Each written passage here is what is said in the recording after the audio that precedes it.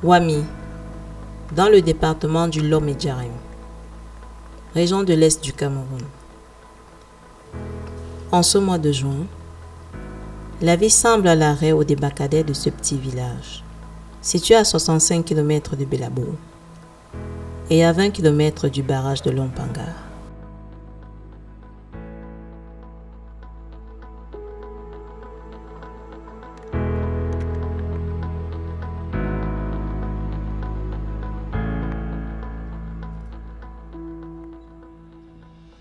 Actuellement, quand l'eau est baissée, c'est vrai que la vie devient aussi un peu dure ou un peu difficile. Même les pirogues qui font le transport, la consommation de carburant ne fait qu'augmenter encore. Parce qu'avec une distance que les gens faisaient, même la distance de 15 litres, maintenant ils se retrouvent à 30 litres. Donc les pirogues qui partaient souvent, font une journée qui quittent le matin pour rentrer en soirée. Tu peux trouver quelqu'un quand il part et comme il n'y a plus le raccourci, les gens continuent dans le Lom là, donc ils dorment là-bas, ils rentrent même le lendemain, même en soirée encore. Maintenant là, il n'y a même plus le poisson au marché, le poisson ne sort plus comme avant. Maintenant c'est une seule pirogue qui part en l'eau. Avant c'était au moins 15, 20 pirogues qui partent. Chacun peut avoir au moins 5 000 ou 4 000 pour venir faire le ration à la maison pour que demain encore il retourne. Il n'y a pas l'activité comme d'habitude. Et nous avons des difficultés de poissons, de quoi, et nous sommes là en train de supporter comme ça. Nos frères qui sont venus des divers horizons, ils sont venus en qualité de pêcheurs. Et aujourd'hui, donc, ils sont obligés de découvrir d'autres activités, en l'occurrence l'agriculture, pour essayer au moins de répondre à leurs besoins. Tant bientôt, quand on va fermer le barrage, l'eau va un peu rentrer derrière, ça va nous un peu aider. Ici, les Baya cohabitent avec une forte communauté des Mousgoum, Kotoko, Bamoun, Képéré et bien d'autres ethnies encore, uniquement préoccupés par les questions de paix et de développement de l'arrondissement de Belabo.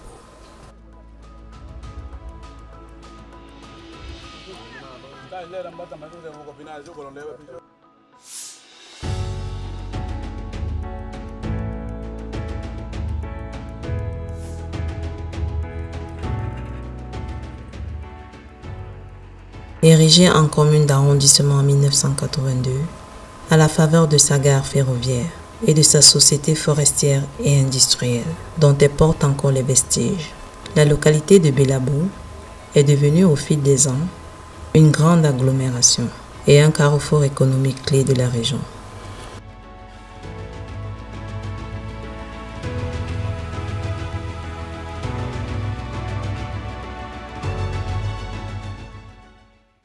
Belabo, c'est un arrondissement à part entière. Et c'est pour ça que nous sollicitons, n'est-ce pas, un département. D'un bout à un autre, nous sommes dans les 120 km. Il est, n'est-ce pas, à 6000 km². C'est énorme. Je peux vous rassurer, à chaque fois qu'il y a tournée de prise de contact d'un sous-préfet ou d'un préfet, ils ont toujours crié, mais c'est quel arrondissement ça? À un moment donné, ils disent même que ça a la taille, n'est-ce pas, de 2 départements.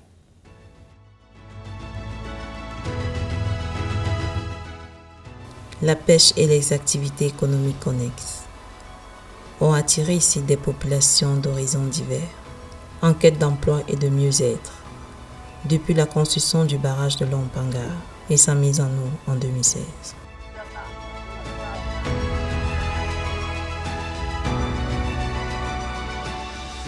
Aujourd'hui, on estime environ 10 000 le nombre des pêcheurs venus de l'extrême nord du pays et installés avec d'autres ethnies aux alentours du réservoir du barrage, où la pêche, la chasse, le commerce, l'agriculture et l'élevage constituent l'essentiel des activités.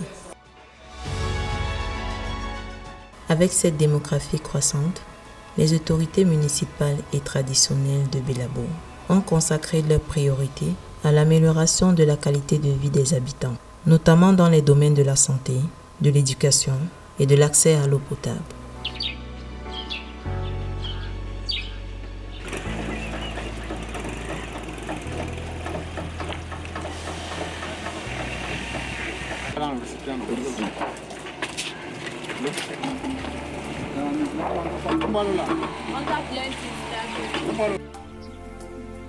Depuis des années, l'élite locale et extérieure de Belabo semble indifférente aux questions de développement de leur localité d'origine et bien loin des aspirations de leurs congénères de l'arrière-pays.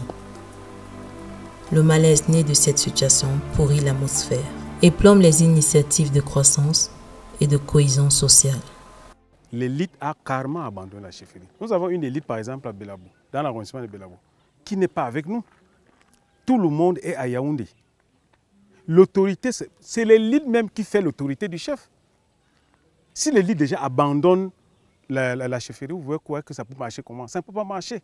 Raison pour laquelle nous avons interpellé plusieurs fois l'élite de nous assister. Je peux vous faire peut-être dire quelque chose que vous ne savez pas. Il y a nos élites ici qui vont acheter les postes de notables hors de leur village, en abandonnant leur village. Je crois qu'une charité bien donnée commence par soi-même. C'est vous qui arrangez votre village. Personne d'autre ne peut venir arranger votre village. À plusieurs reprises, il y a eu des assises de ce genre-là. Vous comprenez un peu? Les politiques sont venus s'intégrer et nous ne sommes jamais assis comme nous sommes là maintenant. En tant qu'élu local, mon objectif, c'est de les accompagner, à leur faire comprendre la nécessité, n'est-ce pas, de travailler en groupe. Et chaque fois qu'il y a, par exemple, un problème, c'est la même élite qui rentre dans les chefferies, monter même les chefs traditionnels, d'autres chefs traditionnels contre d'autres chefs. Et c'est pour ça que nous nous sommes disloqués. Mais aujourd'hui, nous voulons nous rassembler autour d'une même table et parler d'une même voix. Les chefs traditionnels, qui sont les garants de la tradition, ont un très grand rôle à jouer vis-à-vis de leurs sujets. Autant dans les grandes villes, autant dans leurs localités. Parce que chaque élite étant dans une grande ville est sujet d'un chef traditionnel dans sa localité. Lorsque le chef de l'État arrive en Vomeka, il sait qu'il y a un chef, non? Il sait. Il passe vers le chef, il lui dit bonjour. S'il a un colis ou un cadeau, il lui remet et il va s'asseoir et il reprend maintenant son costume de chef de l'État. Avant qu'il ne soit chef de l'État, il savait qu'il y a un chef dans son village. Et c'est ça que nous voulons faire aujourd'hui. Il peut arriver que dans vos villages, dans tel village, il y a tel problème. Nous devons nous regrouper pour trouver une solution du problème que vous avez dans votre village. Présenter le problème à l'autorité administrative. Il y a des chefs, et ça vous savez que parfois on peut mettre un chef en cellule. Mais entre nous, pour un problème simple, on le met en cellule par exemple. Ou bien on peut porter plainte. Je parle même, la cellule c'est trop, mais porter plainte à un chef. Et c'est le problème qu'on peut résoudre nous-mêmes. Avant même d'aller chez peut-être l'officier de police judiciaire. Il y a ces cas-là. Il y a les problèmes de terrain, les limites frontalières avec d'autres villages. Les gens peuvent se tuer. Non, autour d'une association, on peut se déporter, on trouve une solution où les deux parties sont satisfaites. Nous, les chefs aussi à notre tour, nous pouvons faire une note à l'intention de l'autorité administrative ou bien à l'intention du chef de l'État pour dire « Monsieur le Président de la République, nous avons tel problème. Il y a un déficit énergétique à Belabo. Il n'y a pas de lumière à Belabo. » Est-ce que vous savez que j'ai reçu une lettre de Yaoundé, de Douala, qui me demandait de voir les autorités de Belabo, qu'ils aillent à Douala eux-mêmes. Par exemple, comme une benne Keras, une benne. On vendait les bennes à Douala à 5 millions. Vous allez me dire que c'est 5 millions qui manquaient ici à Belabo pour acheter cette benne. Il fallait seulement aller dédouaner à Douala. Hein. Vous savez ça? Mais ils ne l'ont pas fait. Il y avait des bulles. Tous les bulles qui ont travaillé au Pablan, tout ça a été vendu à Douala. Je crois que la commune à cette époque-là devait réfléchir à avoir même une pelle chargeur, une benne qui devait aider la population à porter le sable à Sananga AVC. Mais parfois, vous avez besoin du sable, vous allez directement à Bétois prendre la benne. Un bulle pour faire les routes, un gradeur, il y avait tout. Mais la priorité, c'était les riverains du Pablan. Et j'avais reçu cette note-là. J'ai remis à qui des droits, il n'y a pas eu de réaction. Sofibel était une société, la plus grande société forestière de l'Afrique centrale. Je dis bien, plus grande société forestière de l'Afrique centrale. La SOBEL générait combien d'emplois? Qu'est-ce que la SOBEL donnait les redevances, on payait à qui? Peut-être ils vont me dire que non, je ne sais pas, ça a été payé à Douala, mais quand même, la vie ici serait développée plus que ça. Une chefferie forte quand elle a une élite forte et une élite qui la soutient. Malgré tout, Belabo a pris le taureau par les cornes, résolument engagé dans le processus de développement de sa commune, à l'instar d'un fils du terroir, arrivé à la tête de la mairie en 2020. Il y a certains maires, y compris celui actuel, qui sont en train d'apporter un plus. Et c'est la nouvelle élite que nous sommes en train de soutenir. Mais l'élite, c'est que nous sommes là aujourd'hui, qui a envoyé un verre d'eau. Si ce n'est que quelqu'un qui a pensé que non. Mais les chefs de mon arrondissement ne peuvent pas s'asseoir comme ça sans boire de l'eau. Le maire, c'est lui qui a amené maintenant ce qu'on ne sait pas, qu'on ne connaissait pas avant. Les autres sont passés, mais le petit-fils, il nous a amené à comprendre que nous sommes des hommes. Avant, nous n'avions pas de bâtiments en dur comme nous avions actuellement. Avant, nous n'avions pas de routes libres comme nous avions actuellement. De temps en temps, le maire nous invite, nous qui vendons ici au marché, il nous invite pour un dialogue ensemble. Donc il nous invite là-bas, à la mairie. Il envoie les convocations, on monte, on dialogue, on dit ce qu'il y a lieu de faire. On tire des conclusions ensemble.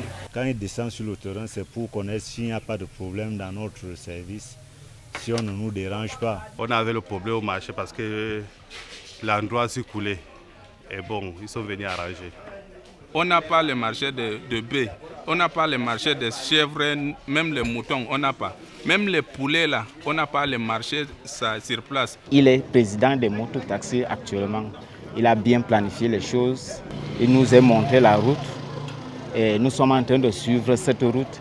Et ça fait en sorte que les taximans à Belabo se sentent à l'aise. Je suis le pur produit de cette localité.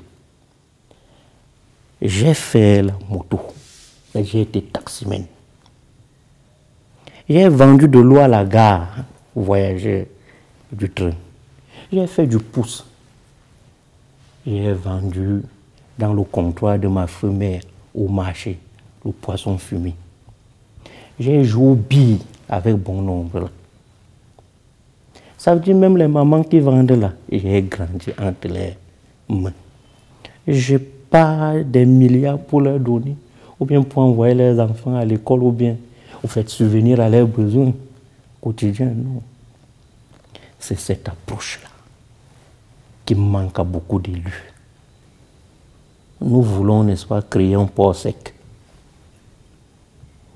Ce port sec devait être installé, n'est-ce pas, dans les emprises de ex-Sofibel.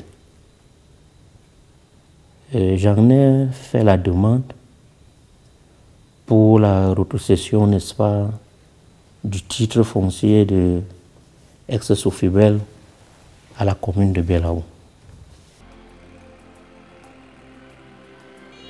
L'Institut supérieur d'agriculture, du bois, de l'eau et de l'environnement de Belabo participe de cet élan de développement de la région de l'Est.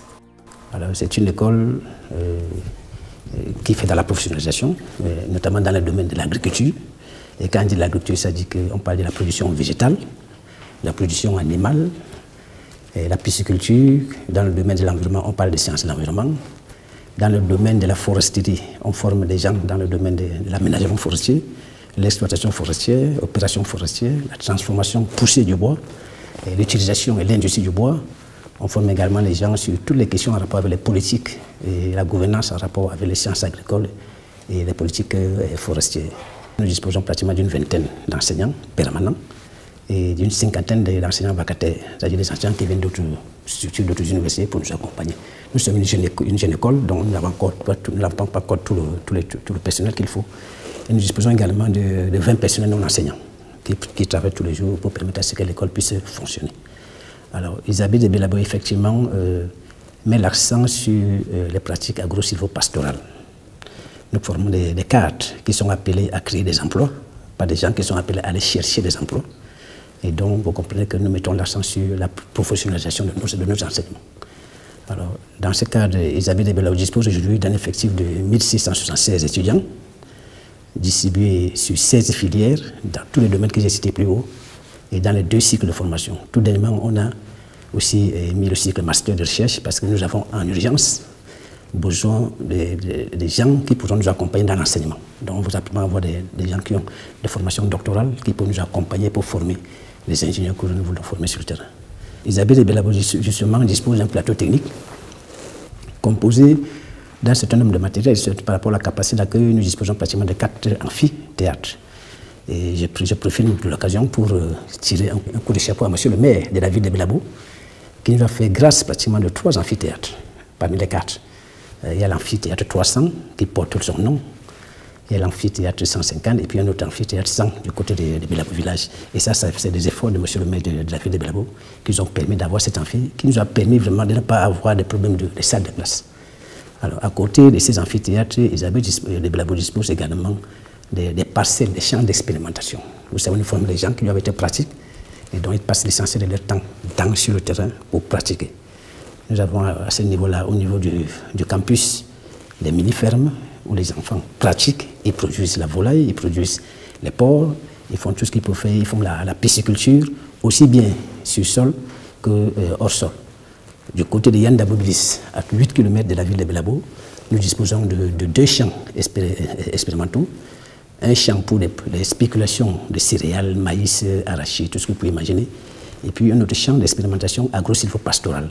Et là, c'est beaucoup plus mettre l'accent sur la sylviculture. La sylviculture à une échelle un peu plus basse. Plus loin, à 30 km, dans les villages Ndemba 1 et Ndemba 2, nous disposons de 2400 hectares de forêt qui nous ont été gratifiés, octroyés par le chef de l'État, par le décret qui nous donne une forêt d'enseignement et de recherche. C'est une forêt d'enseignement et de recherche, c'est une forêt qui permet à l'école de former des cadres pratiques, de pratiquer pour tout ce qui concerne exploitation forestière, aménagement forestier, sylviculture, les plantations forestières, transformation du bois. Donc tout ce qui nous permet à ce que nos enseignants, nos étudiants puissent pratiquer directement sur le terrain. Dès le démarrage de l'école, le premier cours, lorsqu'on arrive à Belabo, se passe sur le terrain. C'est-à-dire les étudiants viennent sur le terrain parce qu'il faut les faire comprendre que l'agriculture ou alors la foresterie entre par les pieds et sort par la tête. Donc ce n'est pas en allant, on commence d'abord sur le terrain, on se confronte aux problèmes de la vie avant d'aller voir comment on peut théoriser les difficultés qu'on a sur le terrain. Quand j'étais encore au lycée, je rêvais d'être un grand chercheur dans le domaine de l'énergie renouvelable. Et quand j'ai appris qu'il y a donc cette filière-là ici, alors sans hésiter, j'ai donc fait le concours, j'ai réussi. Et me voici également, je fais dans mon domaine. L'école actuellement dispose d'un programme qui est un programme pratiquement challenger. On appelle le programme PPE, Pépinière d'entreprise des diplômés de l'Université de Bertois, mais avec un accent particulier sur les diplômés qui vont sortir d'Isabelle de Belabo. Donc il est question de mettre sur le plan. C'est l'étudiant lorsqu'il sort, et ça va commencer déjà dès cette année 2025, puisque nous sommes à la 3e année. Les premiers, c'est ici que ces 3 ans vont sortir. Quand il sort non seulement avec son diplôme, mais avec pratiquement un petit chèque qui lui permet de s'installer. L'argent que lui-même aura produit pendant qu'il était à l'école. Le Cameroun, aujourd'hui, se trouve un peu parmi les meilleurs pays en termes de code forestier cohérent. Un code forestier qui est très cohérent puisqu'il reste en synergie avec les grandes décisions des conventions internationales en rapport avec la gestion durable des forêts. Vous avez la conservation, la convention sur les changements climatiques, la convention sur la diversité biologique, la convention de Washington. Alors ça, c'est des éléments qu'il faut mettre dans l'actif du chef de l'État qui a permis quand même de mettre à ce qu'on ait un code forestier très courant. Et ça, c'est effectivement, Isabelle de Belabo se doit de permettre au Cameroun de garder cette position, ce positionnement stratégique en termes de maîtrise des questions de gestion naturelle des ressources forestières. C'est pour ça que vous allez voir que dans notre formation, on a beaucoup spécifié. C'est-à-dire, au lieu de former des ingénieurs de forêt chasse, tel que ça se faisait à l'époque. C'est-à-dire que vous avez quelqu'un qui fait à la fois la faune, qui fait la pêche, qui fait... C'est pas possible. Vous ne pouvez pas être performant partout. Notre politique vise à faire des Isabelle, voire même de l'Université de Bertois, une institution qui rentre dans le cadre, qui respecte ce que dit le chef de l'État, ce que dit la politique de l'université entreprise. Donc il est question que l'école puisse générer des recettes qui vont lui permettre d'être plus à l'aise. C'est-à-dire ne pas seulement compter sur les recettes qui viennent, le budget de l'État, mais l'école, on a la possibilité de le faire. Puis avec tout ce qu'on a comme la main-d'œuvre, on a des étudiants, on a pratiquement des espaces, et puis on a la matière grise, on a quand même le savoir-faire. Donc c'est pas ça qui manque. Peut-être quelques moyens logistiques, et puis ça va nous permettre d'être plus important. Vous savez qu'Isabelle cette année a développé une pépinière de plus de 300 000 plantes, 300 000 plants de cacao, qui dépasse même la production de toute la région de l'Est que la Sodicao a produit. Donc ça montre quand même que, et on a travaillé ensemble avec les experts de la Sodicao, ça montre que l'école est dans une logique d'accompagner le chef de l'État dans sa politique d'import-substitution et aussi dans la politique de développement de l'économie verte. Pour l'autorité traditionnelle, le temps est venu de dissiper le malaise qui plane entre elle et l'élite de Belabo. Chaque année, depuis l'ouverture de l'école, on est presque à 480 ou 500 étudiants qui entrent dans notre ville. Ils vont dormir où? Ils vont manger comment? Il est donc temps pour qu'on puisse voir, n'est-ce pas, le rôle aussi de la diaspora dans les localités. Nous appelons les gens à venir vers nous et nous vivons ensemble. Il ne faut pas les rejeter. Il faut plutôt les conduire à comprendre que la vie de chez nous n'aime pas la violence. Nous vivons vivre dans la douceur et dans la paix. Chers frères, venez, nous construisons notre village. Évitez les divisions entre nous. Évitez des coups de nuit. Dans la journée, vous dites oui, dans la nuit, vous partez dire autre chose. Évitez cela. Tant que nous serons unis, nous serons forts.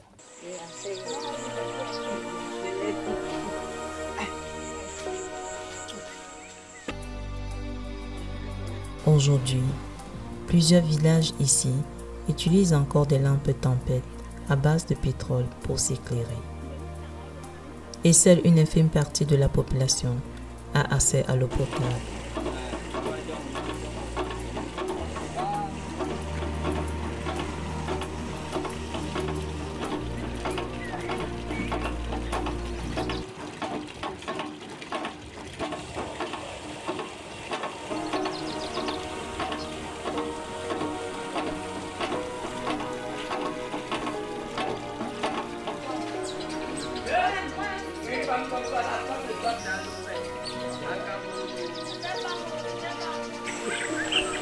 Plus que jamais, la commune de Belabo a besoin d'améliorer ses infrastructures sanitaires et scolaires, son réseau routier et son réseau de télécommunications.